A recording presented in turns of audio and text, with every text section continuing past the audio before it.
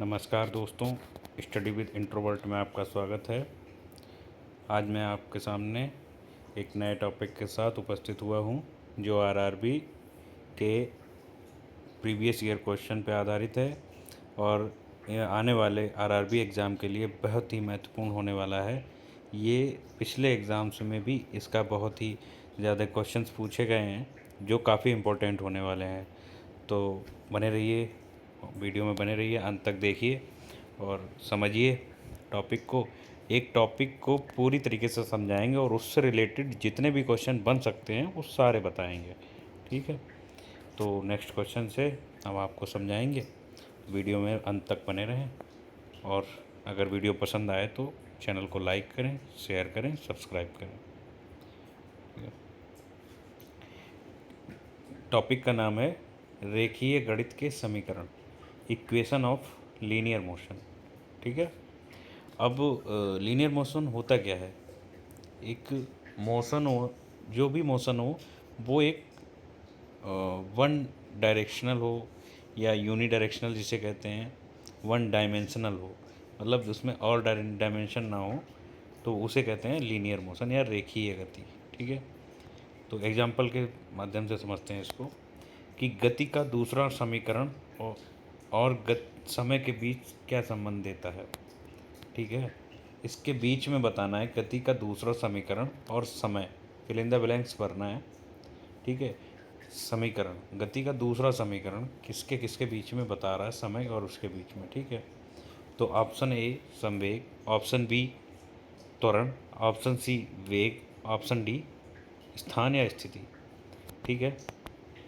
तो गति का दूसरा स्थान या समीकरण स्थिति और समय के बीच का संबंध देता है, ठीक है।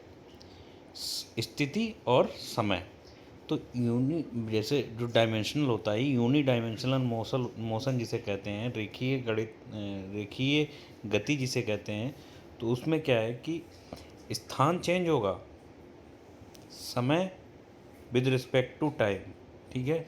उसको कहेंगे क्या क्या कहेंगे कि रेखीय गति, ठीक है। और एक समान डिस्टेंस मतलब स्पीड में, ठीक है। इसका फॉर्मूला क्या बनता है? S equal to u t plus half a t square, ठीक है। इसी प्रकार, अच्छा यू क्या है? यू क्या है? इनिशियल वेलोसिटी, टी क्या है? टाइम, और 1/2 एक्सेलरेशन प्लस 10 टाइम का स्क्वायर, ठीक है।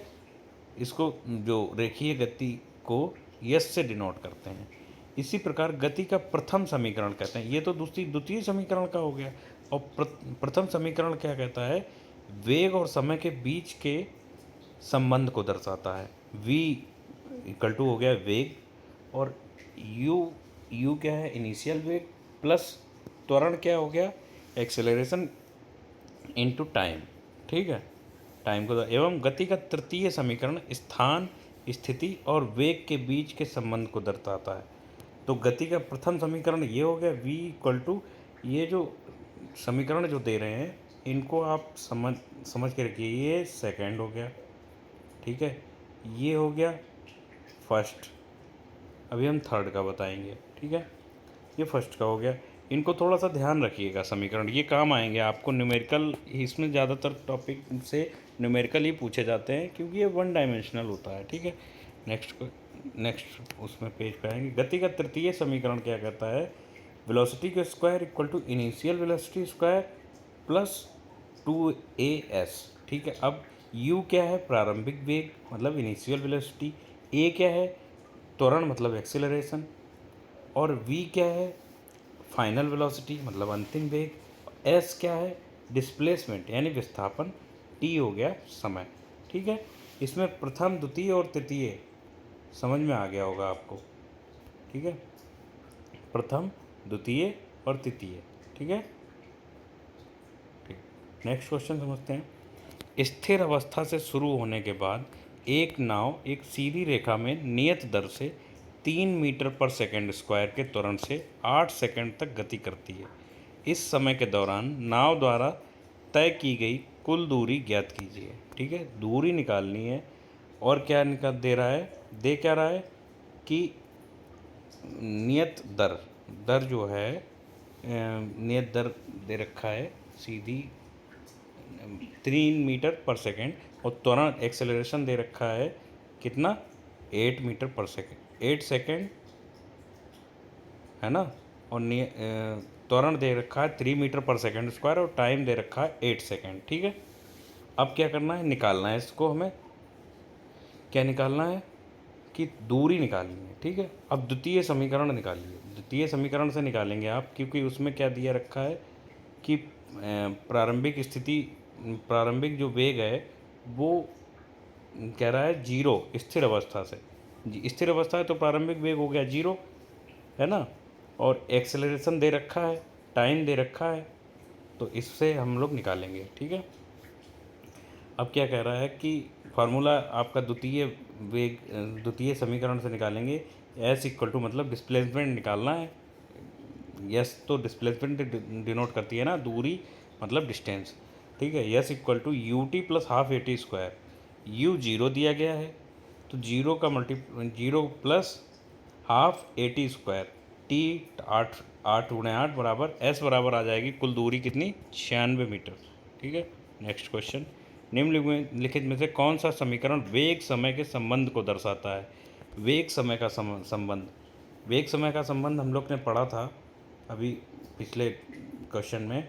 वेग समय का संबंध इसमें देख लो, वेग और समय का संबंध किस में दिखा रहा था, ये प्रथम समीकरण v equal to u plus a t square. ठीक है, ये थोड़ा नोट करके रख लीजिएगा, आगे क्वेश्चंस में याद आएगा, मतलब समझ में आएगा और इनका इस्तेमाल होगा। वेग और समय के संबंध को दर्शा रहा है गति का प्रथम समीकरण।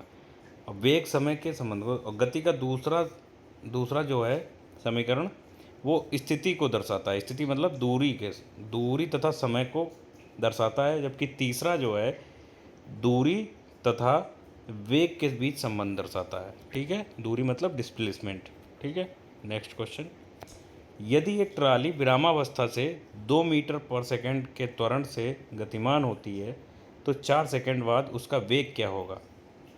ठीक है, ये इसका प्रथम समीकरण था, v equal to u plus a t, u 0 दिया गया है, ए टी निकाल देंगे, पूरा आ जाएगा 8 मीटर पर सेकेंड। फार्मूला यही वाला सूत्र कौन सा रहेगा, ये वाले सूत्र याद रखने हैं, हमें नोट कर लेना है। ये देखिए आरआरबी जेई का क्वेश्चन है, बहुत ही इम्पोर्टेंट क्वेश्चन आते हैं, और मतलब देखिए ऐसे कोई क्वेश्चन हम नहीं बताएंगे जो प्रीवियस ईयर में ना आए हों, तो आपको पढ़ने में भी अच्छा लगेगा, आनंद आएगा आपको। ठीक है, तो कृपया वीडियो को लास्ट तक जरूर देखें। जितना हम बताएंगे उसमें से अगर आपको 10% भी समझ में आ गया ना, तो 10% में आप वहाँ पे 100% करके आएंगे। ठीक है, आप ये सब हमारा पढ़ने के बाद में आपको मॉक टेस्ट देना, आपको समझ में आ जाएगा कि हमने बताया क्या है आपको।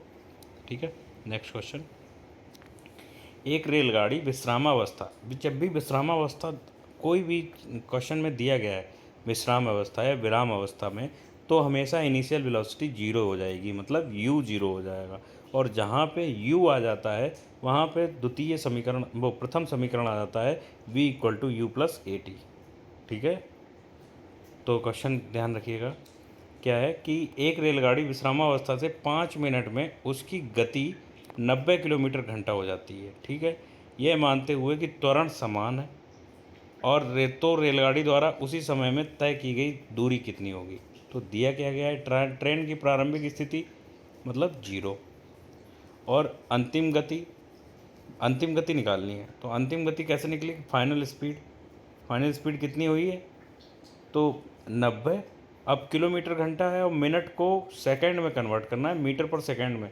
तो एक वो रहता है कि अगर किसी भी फार्मूले को उसमें किसी भी वैल्यू को अगर किलोमीटर पर घंटा में है तो उसको मीटर पर सेकंड में कन्वर्ट करेंगे, तो 5/18 का मल्टीप्लाई कर देंगे तो हमेशा मीटर पर सेकंड में वैल्यू आ जाती है। ठीक है, तो t इक्वल टू दिया गया, कितना की दिया गया है, 5 मिनट, तो उसको सेकंड में कन्वर्ट करेंगे, और वेलोसिटी हमें निकालनी थी, तो 90 गुणे 5/18 मतलब 25 मीटर पर सेकंड। समय कितना हो गया, 300 सेकंड। तो गति का जो प्रथम समीकरण है वो अभी हमने बताया था कि u जब भी विश्रामावस्था से चलेगी तो u जो इनिशियल वेलोसिटी है वो 0 मान के चलते हैं, ठीक है। और त्वरण त्वरण हमें को निकालना है, ठीक है। तो त्वरण कितना आएगा, 25/300 मीटर पर सेकेंड स्क्वायर, ठीक है। अब गति के द्वितीय समीकरण से हमको क्या निकाला जाएगा कि हमें दूरी निकालनी है, तो फार्मूला कौन सा लगेगा द्वितीय समीकरण के लिए, मतलब s equal to u t plus half a t square, ठीक है। रेलगाड़ी द्वारा तय की जाने वाली दूरी निकालनी है, तो कैसे, एक्सेलरेशन की जगह पे 25/300 रख देना है, तो टोटल दूरी कितनी आ जाएगी 3.75 किलोमीटर या 3750 मीटर, ठीक है। नेक्स्ट क्वेश्चन, आरआरबी एएलपी में पूछा गया है गति का पहला समीकरण। तो गति का पहला समीकरण क्या था, u equal to v equal to u plus a t, मतलब वेग और समय का समीकरण, ठीक है। वेग और समय का समीकरण था। गति का दूसरा समीकरण क्या था, दूरी का, ठीक है। इसमें क्या रहते हैं कि स्थिति और समय का समीकरण, ठीक है। और गति का तीसरा समीकरण क्या था कि गति और दूरी का समीकरण, ठीक है। गति और दूरी का समीकरण, ठीक है। गति और वेग का समीकरण, मतलब गति और दूरी का समय, स्थिति का समय समीकरण तीसरा हो गया, स्थिति तथा समय का समीकरण दूसरा हो गया, और स्पीड तथा समय का समीकरण पहला हो गया, ठीक है। नेक्स्ट क्वेश्चन, एक कार 5 सेकंड में 1 मीटर पर सेकंड के स्क्वायर 1 मीटर पर सेकंड स्क्वायर के एक समान त्वरण से चलकर 5 मीटर पर सेकंड से 10 मीटर पर सेकंड की दूरी की गति से चल रही है। इस समय में कार द्वारा तय की गई दूरी ज्ञात करनी है, ठीक है। एक कार 5 सेकंड में 1 मीटर पर सेकंड स्क्वायर के एक समान त्वरण से चलकर 5 मीटर पर सेकंड से 10 मीटर सेकंड की गति से चल रही है, ठीक है। एक समान त्वरण दिया गया है, टाइम दिया गया है, और उसमें क्या निकालना है, दूरी निकालनी है, ठीक है। तो समय कितना दिया गया है, 5 सेकंड पहले, ठीक है। त्वरण कितना दिया गया था, मतलब एक्सेलरेशन कितना है, 1 मीटर पर सेकंड स्क्वायर, ठीक है। इनिशियल वेलोसिटी कितनी दी गई थी, 5 मीटर पर सेकंड, ठीक है। और फाइनल वेलोसिटी कितनी दी गई थी, 10 मीटर पर सेकंड, ठीक है। तो अंतिम जो वेग आएगा u आएगा, u क्या होता है कि v2 माइनस v1, मतलब जो फाइनल वेग से प्रारंभिक वेग है वो आ जाएगा वेग, ठीक है। अब इसमें हमें क्या निकालना है, दूरी निकालनी है, तो कौन से, द्वितीय समीकरण से, s equal to u t plus half a t square, कितना आ जाएगा, इसको अगर हम वैल्यू पुटअप करेंगे और सॉल्व करेंगे तो 37.5 मीटर आ जाएगा। नेक्स्ट क्वेश्चन, गति के निम्नलिखित समीकरण में से कौन सा एक ऑब्जेक्ट द्वारा सीधे यात्रा की गई दूरी या विस्थापन को निर्धारित करने के लिए इस्तेमाल किया जाता है, ठीक है। क्या कह रहा है, दूरी को निकालने के लिए इस्तेमाल किया जा रहा है, ठीक है। दूरी को इस्तेमाल करने के लिए, मतलब दूरी को निकालने के लिए किया जा रहा है, कौन सा समीकरण है, और दूरी को निकालने के लिए समीकरण कौन सा होता है, पहला, वो नहीं, दूसरा समीकरण कौन सा होता है कि यस इक्वल टू, जिसमें यस आ गया मतलब डिस्प्लेसमेंट आ गया, वहाँ पे नाम आ जाएगा दूरी। डिस्प्लेसमेंट होता क्या है कि जितनी दूरी एक ऑब्जेक्ट जो है, कोई एक्सटर्नल फोर्स जब लगता है तो उसे वो अपनी एक पॉइंट से हट के दूसरी पॉइंट पे पहुंच जाता है, उसे क्या कहते हैं, डिस्प्लेसमेंट। और उसी को जब एक पॉइंट से दूसरी पॉइंट पे जब कोई ऑब्जेक्ट पहुंच जाएगा तो क्या होगा कि वो कुछ दूरी तय करेगा, उसी को क्या कहेंगे, दूरी या डिस्प्लेसमेंट, ठीक है। तो हमें क्या करना है, समीकरण निकालना है। समीकरण पहला ही समीकरण करेक्ट है कि s equal to u t plus half a t square, ठीक है। नेक्स्ट क्वेश्चन,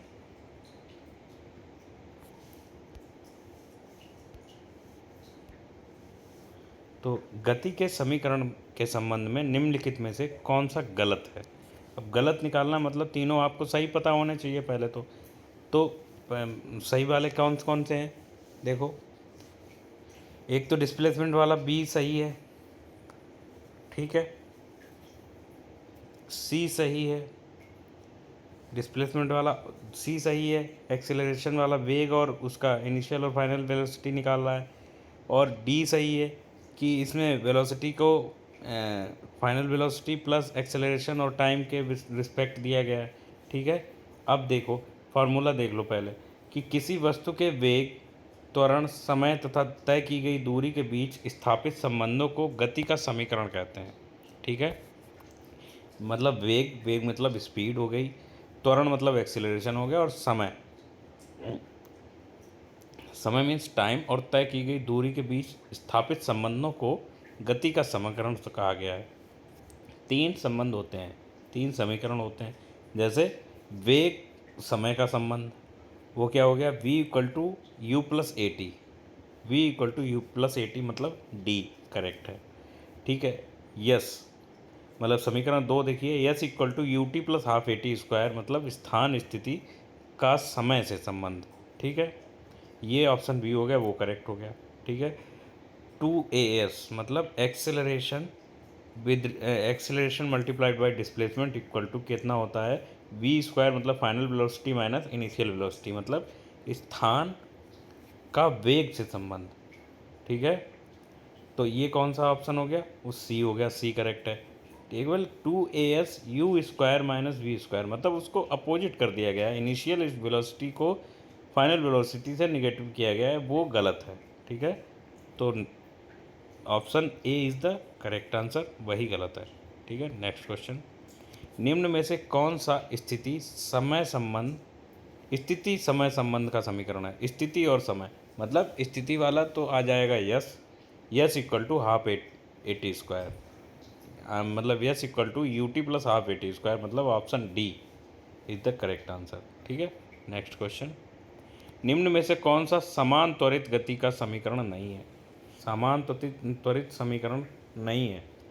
अब जो जैसे मतलब तीन समीकरण है, एक तो पहला क्या है कि v equal to u plus a t, second क्या है s equal to u t plus half a t square, और थर्ड क्या है v square minus u square equal to 2as। ये तीनों समीकरण आप नोट करके रख लेंगे तो कोई क्वेश्चन आपका इससे लीनियर मोशन से आपका गलत नहीं होगा, ठीक है, ये ध्यान रखने हैं। तो नेक्स्ट क्वेश्चन, निम्नलिखित में से कौन सा समीकरण स्थिति वेग के संबंध को दर्शाता है। स्थिति वेग को संबंध को दर्शाता है ना। स्थिति और वेग का समय मतलब final velocity minus initial velocity, ठीक है, वो कौन सा है, वो तीसरा संबंध है, तीसरा समीकरण है जो बी ऑप्शन में दिखा दिया गया है, ठीक है। तो नेक्स्ट क्वेश्चन, सरल रेखीय गति में वस्तुएं चलती हैं। कैसे चलती हैं वस्तुएं, जैसे कोई ऑब्जेक्ट है वो ट्रैवल करेगा, अगर सरल रेखीय गति में है तो कैसे ट्रैवल करेगा। तो देखिए ये आरआरबी जेई का स्टेज 2 का मेंस का क्वेश्चन है, समझिए आप कि इसमें आपको कुछ भी नहीं समझना, सिर्फ कॉन्सेप्ट समझ लीजिए। केवल लैंग्वेज अगर है, लैंग्वेज आप देखेंगे और कॉन्सेप्ट आपको पता है तो लैंग्वेज कोई भी लिखी हो आपको क्वेश्चन समझ में आ गया तो तुरंत झट से आप आंसर दे देंगे, ठीक है। तो सरल रेखीय चीज़, सीधी सी बात, ये क्वेश्चन से ही समझ में आता है। और सरल रेखीय हमें वैसे भी समझ में आ जाती है कि सरल रेखीय में कोई भी लीनियर मोशन, अगर मतलब कोई ऑब्जेक्ट हमेशा जो है वन डायमेंशनल, मतलब 3 डायमेंशन होती हैं आपकी, 3D में चलता है, 2D में चलता है और 1D, मतलब एक ही डायमेंशन जिसमें हो ना हाइट हो ना वेट, मतलब विड्थ हो, ठीक है, सिर्फ लेंथ हो, तो वो क्या होगी, वन डायमेंशनल होगी। और वन डायमेंशनल में हमेशा जो ऑब्जेक्ट ट्रेवल करेगा वो क्या होगा, सरल रेखीय गति में होगा, ठीक है, यूनिलर सीधी रेखा में चलेगा, ठीक है। तो नेक्स्ट क्वेश्चन, अच्छा आज के लिए बस इतना ही था, मतलब इस टॉपिक के लिए बस इतना ही। अब नेक्स्ट टॉपिक में हम पढ़ेंगे अभी फ्रिक्शन के बारे में। अब ये भी एक बहुत ही इम्पोर्टेंट क्वेश्चन है, मतलब टॉपिक है जनरल साइंस में, सामान्य विज्ञान में। इससे रिलेटेड बहुत ही अच्छे क्वेश्चन आते हैं और बहुत ही अच्छे ढंग से हम आपको पढ़ाएंगे, ठीक है, समझाएंगे, और इससे रिलेटेड जितने भी क्वेश्चन होंगे आपका एकदम कॉन्सेप्ट क्लियर हो जाएगा, ठीक है। अभी हमने पढ़ा था लीनियर लीनियर मोशन आपको आशा करता हूँ समझ में आया होगा, और अगर नहीं समझ में आता तो आप कमेंट में पूछिए हमसे। अगर आप पूछेंगे तो हम और बेहतर ढंग से आपको समझा पाएंगे। ठीक है, नेक्स्ट क्वेश्चन, कि निम्नलिखित में से कौन सा घर्षण बल के बारे में सही नहीं है। अब इसमें ऑप्शन तो मतलब सिर्फ एक ही सही होगा, लेकिन हमें घर्षण से रिलेटेड जितने भी ऑप्शन हैं तीनों पढ़ने, चारों पढ़ेंगे, और चारों में हमें इतना मिल जाएगा कि घर्षण से रिलेटेड हमें कोई भी क्वेश्चन गलत नहीं होगा। और जबकि क्वेश्चन एक ही है, इसमें कम से कम 4 क्वेश्चन हम बना देंगे, और 4 क्वेश्चन के माध्यम से इतना एकदम से क्लियर हो जाएगा घर्षण टॉपिक कि आपका क्वेश्चन देखते ही आपका बिल्कुल सही आंसर देंगे आप। ठीक है, और जबकि ये आरआरबी एनटीपीसी स्टेज फर्स्ट में पूछा गया क्वेश्चन है। ठीक है, उससे रिलेट करके हम आपको घर्षण का टॉपिक ख़त्म करवा देंगे। ठीक है, तो वीडियो में बने रहें, और अगर वीडियो अच्छा लग रहा हो तो लाइक करें और अपने दोस्तों को बताएं। ठीक है, और चैनल को सब्सक्राइब जरूर करें, बेल आइकन दबा लें, जिससे अगर कोई भी नया वीडियो हम बनाएंगे आपके पास सबसे पहले पहुंचे। ठीक है, तो क्वेश्चन समझते हैं कि निम्नलिखित में से कौन सा घर्षण बल के बारे में सही नहीं है। मतलब निगेटिव हमें ढूंढना है, तो मतलब हमें पॉजिटिव पता होना चाहिए, तभी तो हम निगेटिव ढूंढ पाएंगे ना। तो पहले तो हम क्वेश्चन पढ़ते हैं, मतलब ऑप्शन पढ़ते हैं, कि घर्षण वह बल है जो संपर्क में दो सतहों के सापेक्ष गति का विरोध करता है। बिल्कुल सही है, गति का विरोध करेगा तभी तो घर्षण होगा। ठीक है, वह घर्षण वह बल है जिसे जो किसी सतह पर चलने फिसलने का कार्य करता है। स्लाइडिंग घर्षण कहलाता है। जैसे किसी बॉक्स को हम ज़मीन से रगड़ के खींच के ले जा रहे हैं, उठा के नहीं ले जा रहे हैं। अगर हम खींच के ले जाएंगे तो उसमें ताकत भी ज़्यादा लगेगी। क्यों? क्योंकि वो जो बॉक्स है या ऑब्जेक्ट है वो अपनी पोजीशन में रहना चाहेगा, और आप जो फोर्स उस पर लगा रहे हैं उसको वो अपोज करेगा। पृथ्वी पे ग्रेविटेशनल फोर्स लगता है, ज़मीन पे ग्रेविटेशनल फोर्स लगता है। अगर हम खींचते हैं, पहली बात तो फोर्स वही हो गया, दूसरा हम एक्सटर्नल फोर्स अप्लाई कर रहे हैं उस पर। तो बॉक्स क्या है, अपनी पोजीशन में रहना चाहेगा, तो वो आपके एक्सटर्नल फोर्स को भी अपोज करेगा और ग्रेविटेशनल फोर्स को भी अपोज करेगा। तो उसको प्रॉपर्टी को हम कहते हैं घर्षण। ठीक है, या फ्रिक्शन। तो मशीनों में घर्षण ऊर्जा का अपव्यय और टूट फूट कर कारण है। ठीक है, मशीनों में जैसे क्या हो, गियर बॉक्स हो गया, गियर बॉक्स होती हैं, चैन स्पॉकेट होते हैं। इनमें क्या होती है, जब चैन घूमती है तो वो आपस में रगड़ती है। क्यों रगड़ती है? क्योंकि वो मूव कर रही है ना, आपस में रोटेट कर रही है, तो आपस में टकरा रही है। अगर वो टकराएगी तो उसमें क्या है, एनर्जी, हीट एनर्जी जब डेवलप होगी, हीट एनर्जी डेवलप होगी, तो उससे क्या होगा कि कई बार जो है बेल्ट टूट जाती हैं, है ना। तो वो टूट फूट का कारण बनती है। वो भी बिल्कुल सही ऑप्शन बोल रहा है। अब रोलिंग घर्षण स्लाइडिंग घर्षण की तुलना में अधिक होता है। मशीनों में बॉल बेयरिंग में से घर्षण कम होता है। अब देखो, रोलिंग घर्षण क्या होता है कि आप रोल कर रहे हैं। ठीक है, एक सिलेंड्रिकल रॉड है और इसको आपने ज़मीन पे लुढ़का दिया, ठीक है, उसको पुश कर दिया, तो वो अपने आप बिना घर्षण के, मतलब बहुत कम अपोज में वो काफ़ी दूर तक चली जाएगी। जबकि एक बॉक्स है और उसको अगर आप स्लाइड कर रहे हैं तो वो उसमें ज़्यादा फोर्स अप्लाई करना पड़ेगा, तब वो आगे बढ़ेगी। और जबकि रोलर को आप रखेंगे और उसको ज़रा सा पुश करेंगे, वो काफ़ी दूर तक चला जाएगा। तो रोलर में फ्रिक्शन जो होता है वो कम होता है, क्योंकि उसका सरफेस एरिया जो ज़मीन को टच करता है वो बहुत कम एरिया जो है ज़मीन को टच करेगा, तो उसमें फ्रिक्शन भी कम होगा। जबकि इसमें कह रहा है कि रोलिंग घर्षण जो है, रोलिंग फ्रिक्शन, वो स्लाइडिंग घर्षण की तुलना में अधिक होता है। ये गलत है। ठीक है, अब option D is the correct answer. क्यों? क्योंकि उसमें निगेटिव पूछ रहा है कि कौन सा सही नहीं है। ठीक है, रोलिंग घर्षण और स्लाइडिंग घर्षण दोनों घर्षण बल के दो प्रकार हैं जो किसी सतह के साथ किसी वस्तु की गति का विरोध करते हैं। ठीक है, स्लाइडिंग और रोलिंग घर्षण के में मुख्य अंतर यह है कि स्लाइडिंग में एक सतह दूसरी सतह के विरुद्ध रगड़ती है, जबकि रोलिंग में एक वस्तु दूसरी सतह पर लुढ़कती है। ठीक है, जिसके फलस्वरूप रोलिंग घर्षण स्लाइडिंग घर्षण की तुलना में कम होता है। ठीक है, समझ में आया? अब घर्षण के बारे में हम ज़्यादातर तो समझ चुके हैं। अब हमें क्या करना है, आगे जो क्वेश्चन पूछे जाएंगे वो उसमें केवल हमें लैंग्वेज समझनी है और उसका आंसर देना है। ठीक है, नेक्स्ट क्वेश्चन, यदि किसी गतिमान वस्तु पर कोई आरोपित बल नहीं है तो यह किसके कारण रुक जाएगी? अगर कोई वस्तु मूव कर रही है, ठीक है, और उस पर कोई गतिमान वस्तु पर कोई आरोपित बल नहीं है। आरोपित बल मतलब एक्सटर्नल फोर्स नहीं लगाया गया है तो वह रुकेगी। जैसे हमने कोई वस्तु स्लाइड करी है और वो मूव कर रही है, आगे स्लाइड करती हुई जा रही है, एक टाइम पे वो रुक जाएगी, अपने आप रुक जाएगी। तो जबकि हमने कोई फोर्स अप्लाई नहीं करा है, ठीक है, रुक जाएगी। तो वो क्यों रुकेगी वो सिर्फ फ्रिक्शन की वजह से ना। अब उसमें दे रहा है कि आवेग, ऑप्शन ए आवेग, ऑप्शन बी तनाव, ऑप्शन सी घर्षण, ऑप्शन डी गति। जबकि घर्षण की वजह से ही वस्तु एक स्थान से अगर हमने छोड़ दी फ्रीली तो वो एक जगह से जाके दूसरी जगह पर रुक जाएगी, जरूर ही रुकेगी। क्यों रुकेगी? क्योंकि उसमें घर्षण होगा, फ्रिक्शन होगा। कि जब हम साइकिल चलाते हैं तो अचानक पैडल चलाने बंद करने पर साइकिल की गति धीमी होने लगती है।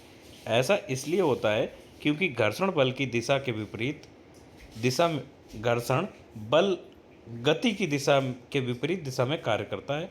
यदि किसी गतिमान वस्तु पर कोई आरोपित बल नहीं है तो वह घर्षण बल के कारण रुक जाती है, क्योंकि यह घर्षण बल गति की दिशा के विपरीत दिशा में कार्य करता है। ठीक है, समझ में आया? नेक्स्ट क्वेश्चन, निम्नलिखित में से कौन सी घटना घर्षण के बिना होना मुश्किल है? ठीक है, अब इसमें पूछ रहा है कौन सी घटना घर्षण के बिना नहीं हो सकती। ठीक है, अब हमें ऑप्शन पढ़ना है। एक भारी बक्से को एक जगह से दूसरी जगह ले जाना। भारी बक्से को अगर एक जगह से दूसरी जगह ले जाएंगे तो मतलब स्लाइड करके ले जाएंगे, मतलब घर्षण होगा इसमें। कैरम खेलना, कैरम में हम लोग गोटी पे पुश करते हैं एक तरफ से और दूसरी खाने में डालते हैं, पहुंचती है, तो उसमें भी घर्षण होता है। ठीक है, होता है। एक गिलास को पकड़ना, गिलास को पकड़ने में कोई घर्षण नहीं लगता। दरवाजे की गति, दरवाजे को अगर जैसे हमने खोला बंद करा तो उसमें क्या होता है कि जो कब्जे लगे होते हैं साइड में वो क्या करते हैं, घर्षण उत्पन्न करते हैं। यह साइड में जो चौखट होती है ना, उसमें दरवाज़ा रगड़ता है।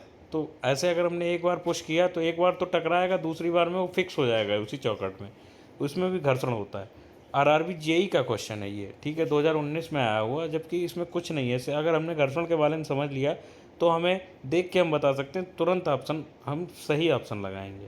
ठीक है, सी क्या कह रहा है? Option C is the correct answer. तो घर्षण के अभाव में एक गिलास को पकड़ना मुश्किल होता है। क्यों पकड़ना मुश्किल होगा? कि अगर हम गिलास पकड़ेंगे, अगर उसमें घर्षण नहीं होगा तो हम पकड़ ही नहीं पाएंगे, चिकना होगा गिलास। ठीक है, गिलास की बाहरी परत के अत्यंत चिकने होने या घर्षण के अभाव में पकड़ना, हम रोक ही नहीं पाएंगे उसको, हाथ में पकड़ नहीं सकते। ठीक है, अगर उसमें घर्षण नहीं होगा तो। ठीक है, तो नेक्स्ट क्वेश्चन, दो सतहों के बीच की अनियमितताओं के परिणाम स्वरूप, दो सतहों के बीच अनियमितताएँ होती हैं। अनियमितताएँ मतलब वो एक निश्चित वो नहीं होता कि हाँ ये सरफेस ऐसी है तो दूसरी सरफेस ऐसी ही होगी। अगर वो अनियमितताएँ नहीं होंगी तो वो क्या होगा कि आप रोक ही नहीं पाएंगे किसी चीज़ को। परिणाम स्वरूप घर्षण होता है, आवेग होता है, तनाव होता है यार, बलाघूर्ण होता है। ठीक है, समझ गए आप कि दो सतहें अगर एक जैसी नहीं है, अनियमित हैं, ठीक है, तो उनमें अगर हम दोनों को पास में रखेंगे तो क्या होगा, सिर्फ घर्षण होगा। ठीक है, दो सतहों के बीच सतह की अनियमितताओं के परिणामस्वरूप घर्षण होता है। यह घर्षण दो ऑब्जेक्ट के संपर्क तलों के समानांतर होता है। अगर संपर्क कर रहे हैं, दो प्लेट एक दूसरे के ऊपर रखी हुई हैं तो, और निश्चित नहीं है, एक लकड़ी की है एक लोहे की है, अनियमित हो गई। ठीक है, तो उनमें क्या होगा, घर्षण होगा।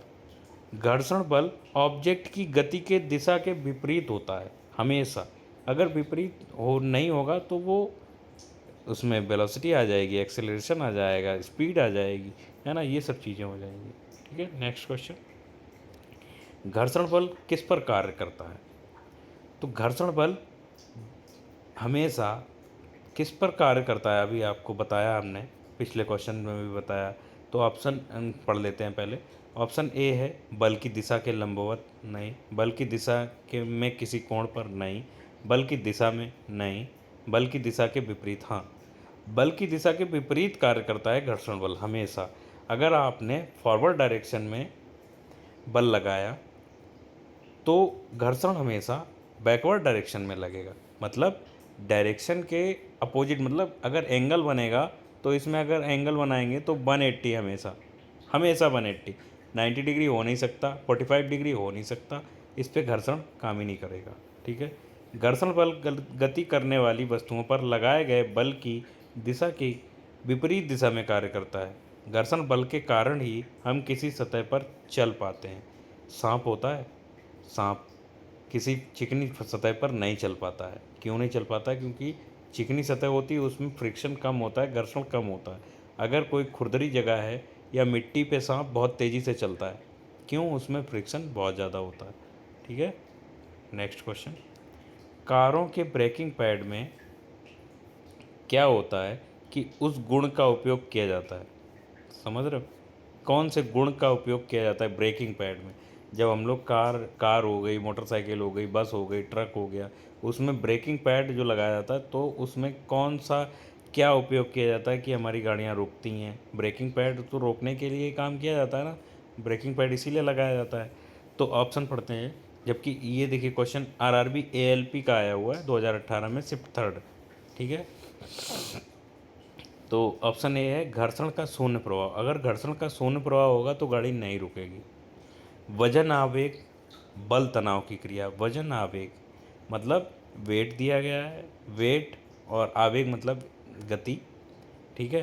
तनाव की क्रिया, तनाव नहीं हो सकता। तनाव अगर होगा तो तनाव से टूट जाएगा और टायर में भी दिक्कत हो सकती है, एक्सल टूट जाएगा, गाड़ी आगे बढ़ेगी। अगर हमने अचानक से तनाव दे दिया तो हमारी मतलब गाड़ी जो है नुकसान हो जाएगा उसमें। घर्षण का नकारात्मक, घर्षण नकारात्मक होगा तो कभी गाड़ी रुकेगी ही नहीं। घर्षण का सकारात्मक होना ज़रूरी है। ठीक है, घर्षण होना ही ज़रूरी है। ब्रेकिंग पैड हमेशा घर्षण के लिए ही लगाए जाते हैं। जब हमारी ब्रेकिंग पैड जो होते हैं टायर के रिम पे, ब्रेकिंग पैड घर्षण का उपयोग करते हैं, घर्षण होता है उनमें, तभी वो रोकते हैं टायर को।